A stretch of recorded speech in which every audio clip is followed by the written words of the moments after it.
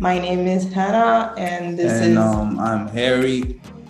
and we will be your co-facilitator for today's conversation.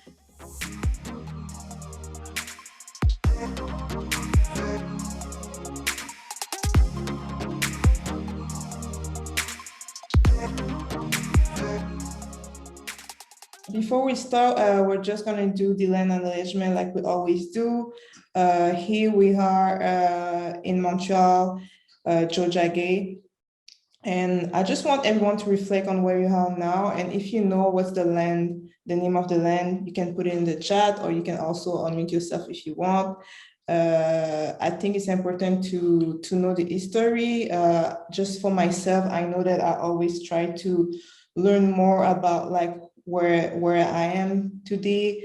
The story, I know that is also more personal because my mom and dad are from Haiti, and Haiti is a stolen land too. So this is like more, I think the more that I learn about the history in Canada, the more I can relate with the history of Haiti. So just wanted to share that for today.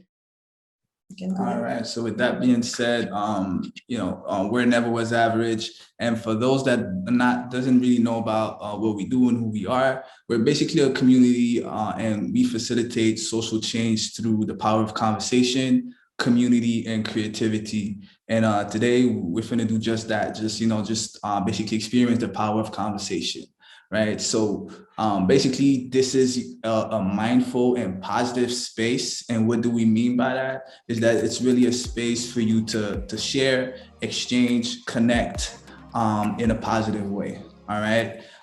So basically, we definitely going to invite you to participate in this conversation. It's very interactive, right? We're going to be facilitating, asking the questions, and we're definitely hoping to hear you share and just speak about your experience, right? So before we start the conversation, we thought it would be cool to kind of like, do a little bit of ice breaking exercise where we could just introduce ourselves, right?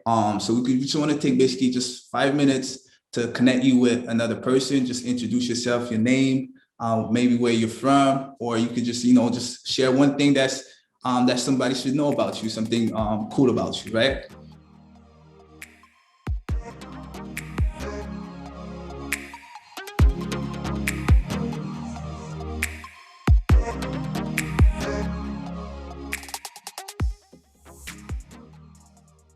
All right, perfect. Thanks for sharing. Yeah, definitely. All right. So let's jump right into it. Basically, we know that today we're going to talk about social media, right?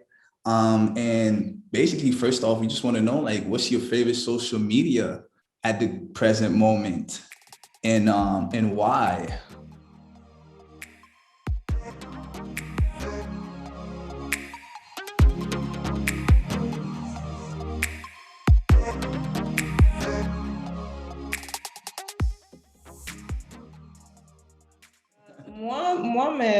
My favorite social media platform, I have a lot, but the first one that I have in mind is YouTube. I Oh don't know why, yeah. but I'm always on YouTube. A little bit like you, Clara, like on TikTok, you learn everything, but on YouTube, seriously, I know I learned how to do website. I learned how to do a film. I just learned just everything. And also I love to follow like some beauty influencer, just looking at their video, makeup and all that. So yeah, I love YouTube.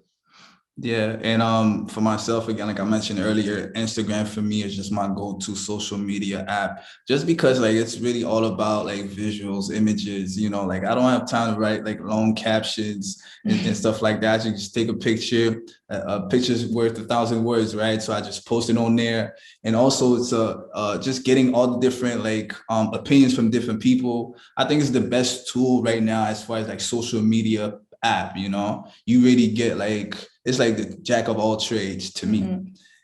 So good. So the reason why we asked this question, I don't know if you guys had the opportunity to watch this documentary called The Social Dilemma documentary on Netflix. Yeah, because honestly, the whole inspiration behind this conversation came from watching this documentary. It really hit us to the point where we just started reflecting on the impact of social media on our daily lives.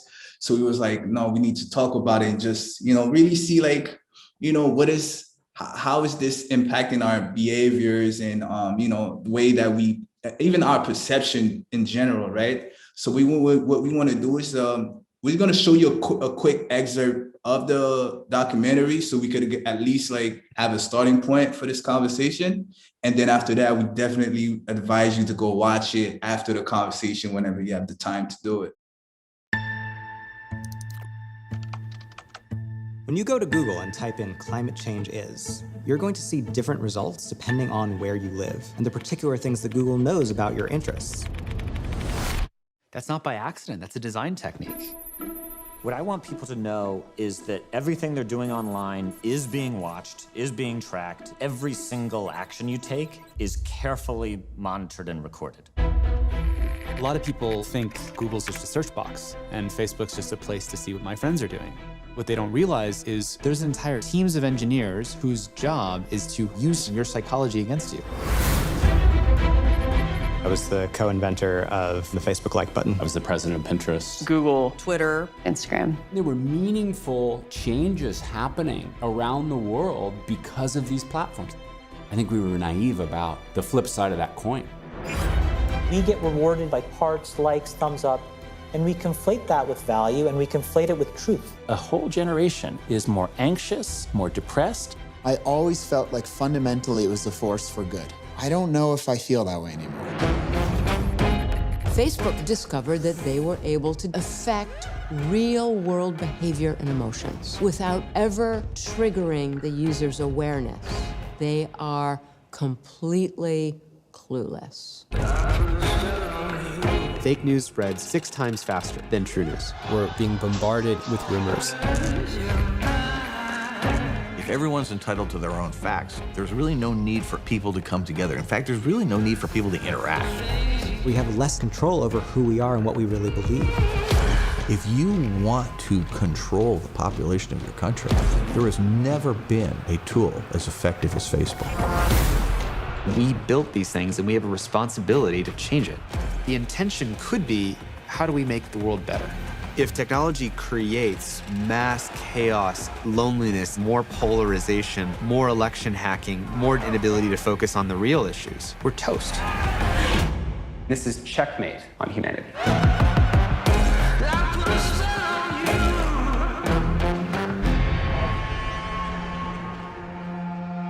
Yes, just me watching this again just makes me like want to put my phone down, right? Now I'm watching it again. I'm thinking about like one of my favorite social media is Pinterest. Yeah. So yeah, they had me. Yeah. So after watching this documentary, and it's really it touches on some pretty hard truth or perspectives, right? And it really led us to again just reflect on social media and what it meant to us, what it meant to us personally in our lives, right? And to kind of figure out if they're saying the truth about social media kind of like controlling our lives and influencing us to make certain decisions. And, they even mentioned about how it's impacting your well-being, right? So we wanted to look at these issues and really find out if those were truths, right? So we started asking ourselves questions, right? And then the first question we asked ourselves was, do we think that social media is pulling us away from real life? Like that was the initial question, right? So what do you guys think about this? Do you think social media is kind of like pulling us away from real life?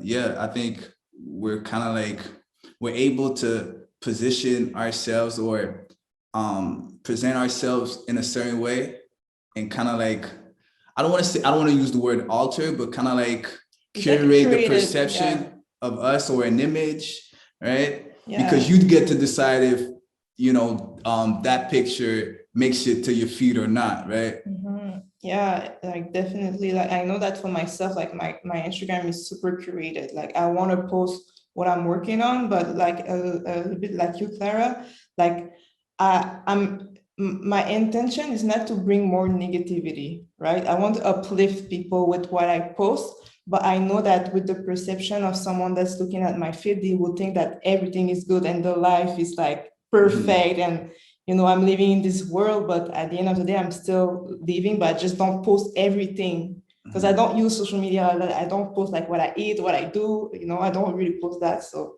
yeah, it's interesting to see like how I know that it's curated for myself. Like, yeah. Does anyone kind of like see themselves in what was just shared just now by Melville and Clara?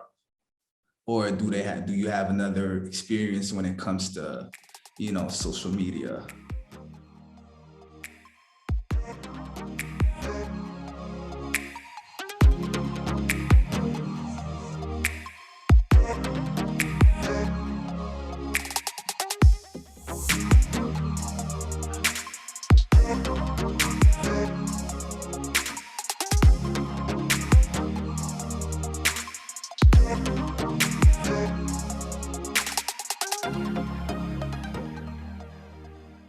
And to add to your point, even like when you write down things in your notes, like I found myself writing down, like, for example, like I need a time management tool. And then all of a sudden I would get so many ads on Instagram, like time management tool, the best efficient one. This workshop, and then it goes on for the entire day. And then if I write something else about, I don't know, I need like, for example, like dog food. And then all of a sudden I'll get all the dog food brands on my timeline. Like it's crazy. Like, and I think that recently they passed, I don't want to say that a lot, but they had this thing where they revealed that Instagram could access like all your information within your phone, like not just the app, but all through your phone, right? So they definitely using that information to kind of like sell you something. Yeah. Just to add on to Olivia's point and Melville, what's crazy about this whole social media thing? Yeah, you see like how your mom want to keep her life private, but Facebook actually keeps tab on her because you got Facebook. So because Facebook, they can't, like what Olivia said, they'll download like all your accounts, your contacts, I mean, and they'll know that, oh, all right, I see this contact here, but it's not matched to a Facebook account. So we know that Melville's mom doesn't have a Facebook account. So let's get her to get a Facebook account. So it's really crazy. Like they're really keeping tabs on all of us. It's funny because like I just bought something on and because of Instagram, like a light that I think it was on TikTok, like this light like with multiple color, and I bought it because it was on my feed. Yeah, weeks. It was on my feed every single day, and I think, like you say, I think Instagram knew me because I was like looking on Pinterest with lights and like picture, and then I don't know why, but then I keep seeing that, and I'm like, you know what? I'm just gonna get it, and I bought it. Yeah, so they had me. And their retargeting strategies are just incredible. They'll be on you for a whole week. Yeah. Like, remember this light that you want to purchase? You haven't purchased it yet. Yeah, and then they showed me all the brands, like different brands, the same thing, but all the brands. So yeah, it's really about that. The other question that I have for you is like, if social media are intended as a tool, have you ever thought about the reason that pushes you to go on social media? I think that's a great segue to what Sarah just said, right? If it's free, then you're the product, and then also it's like it's using you also. So, but it's supposed to be a tool at the same time. Because remember, like we say, social media, it was for connection first, right? And then, and I know we talk about like Instagram, but there's also like YouTube. It was only for videos. Now you can even buy something on YouTube, like with all the links and all the ads, but everything, like, have you ever thought of that? Like, I know that for myself and even just for ourselves, like that's where we make sure that everyone knows what's happening with Never Was Average, like what we do, what the last activity that we did, like the creating content. But then on a personal side, I'm like, but why do I use social media? But I love it so much. And I know that for myself, like as a tool of connection, that's where I met like a few of artists, creative, not even from Canada, like from around the world. So I know that for myself, that's why I love like Instagram and YouTube and all that. But then sometimes I just like, I'm at home, I'm not doing anything. And then I just go on social media, but for what? Like there's no reason. I just put my phone and then scroll, right? So maybe I can take just a few share, like, why do you use social media? Like, did you ever think of that?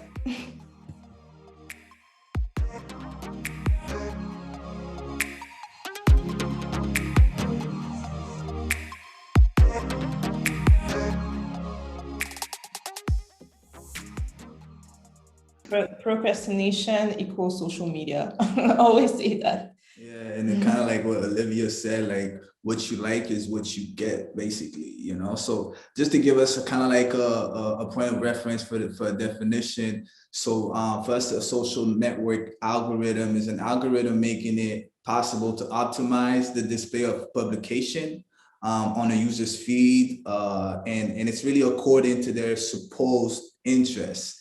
Right. And it's also, you know, so the main role is basically the decision on the relevant content. And it's basically, you know, everything you see, hear, read, buy on the internet is filtered by the algorithm before arriving in front of your screen. Right. So that's basically what the algorithm does, you know, on a constant, on like every day. Right, they know you. Yeah, this main objective is really to get to know you better than you know your own self, right? So knowing this definition and the way the algorithm is organizing your feed, if you were to describe the content that you see when scrolling down, would you say it's mostly positive or negative? And tell us why.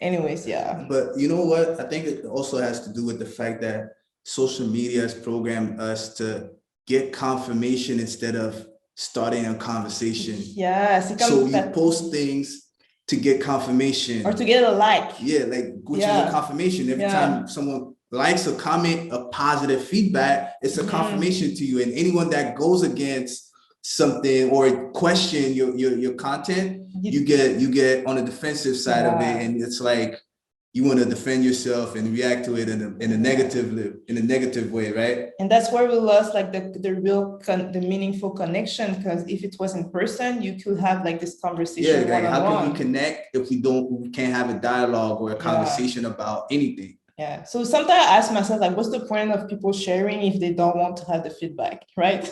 Yeah. But again, you got to blame it on social media, I guess. Right? I guess it's called boundaries too. Like you have to learn. Yeah, good. Another thing I would like to ask you, and that honestly, I think that's a hard one, right? So if I tell you to deactivate all your social media accounts today, right? Because it's bad for your mental health. In like at 7:30. Would you do it? Would you do it? Yes or no? Tell us why.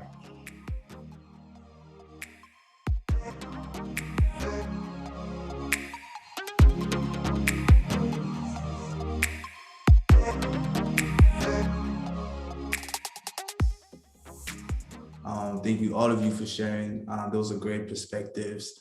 And we're glad that you took the time to share that with us.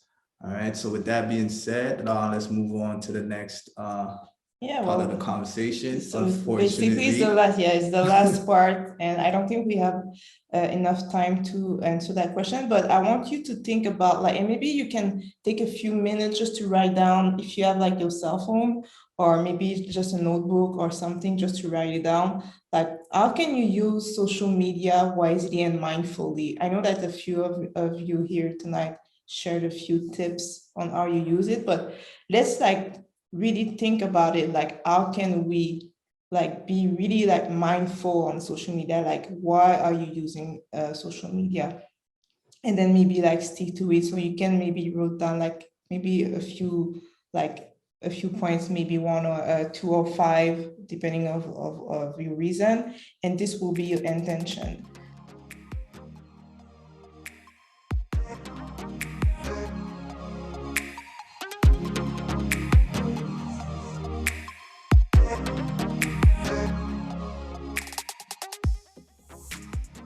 And also just for myself, like I know that a few years ago I deleted Facebook and Instagram. I was not on social media for I think a year, but I was on social media through my friend on their phone. So it's like, it's not really a break, but I deleted my social media.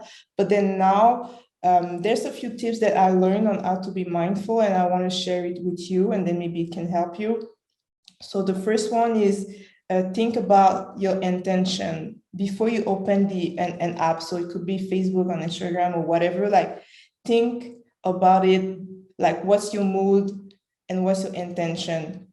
Because it's gonna make a lot of change. So if you're mad, like I don't suggest you to go on Instagram, because if you see something that you don't like that's gonna trigger you, you will get mad, right? Yeah. And just before you move on to the next point, like kind of like what Clara said, especially in the morning, I suggest like not starting your day checking your social media, because it's really gonna it might influence like the rest of the day for you. Yeah, right? it's gonna set the tone for the day. Yeah.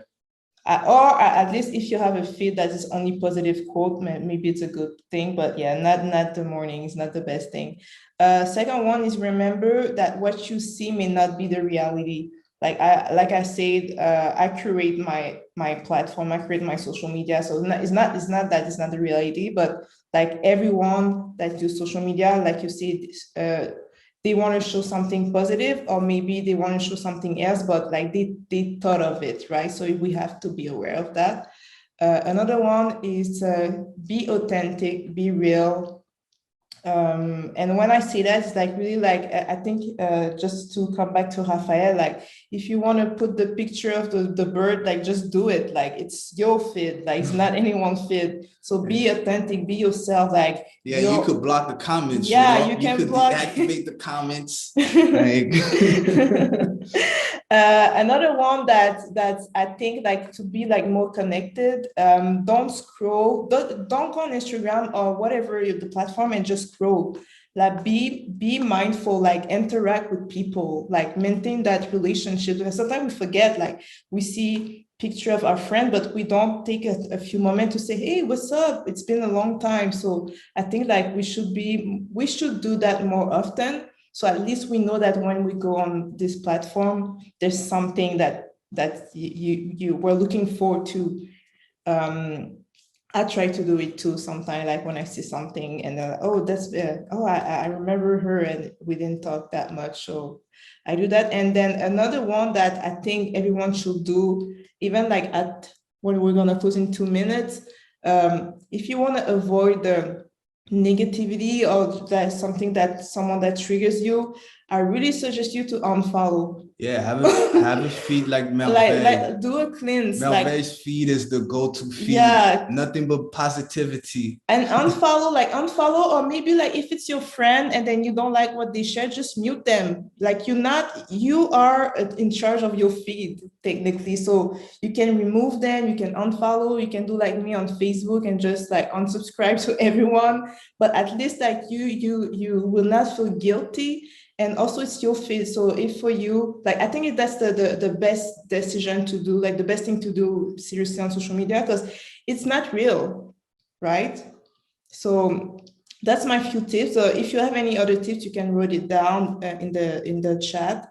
And yeah, I think that's like, we still have 1 minute, but I really appreciate this conversation. We love to talk about social media. Like, we could talk about so many things, but I think that this discussion is really that just for you to be aware of the algorithm and also how you use social media. So starting today, just be mindful and set your intention.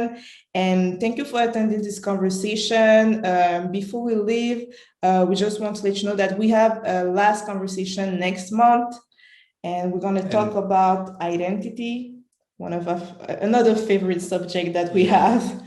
And then I think like Experience Canada will give you more information about that. But yeah, I think like this was a very good conversation that we had. I hope you enjoyed it. Yeah, and again, we encourage you to go watch the documentary. Yes, but when you do, for those that didn't watch it, like, we don't want you like to kind of like become like this, watch it and then, ultimately like change everything about what you do, but just be critical, like Olivia said, right? Just to give you another perspective about social media. I think it's a great opportunity to do that when you watch the documentary. So we highly recommend it to everybody. Yes. On that note, again, we appreciate you all. We thank you so much for being a part of this conversation, and hopefully we'll see you at the next conversation in June. And until then, enjoy the rest of your night, and goodbye. Thank you.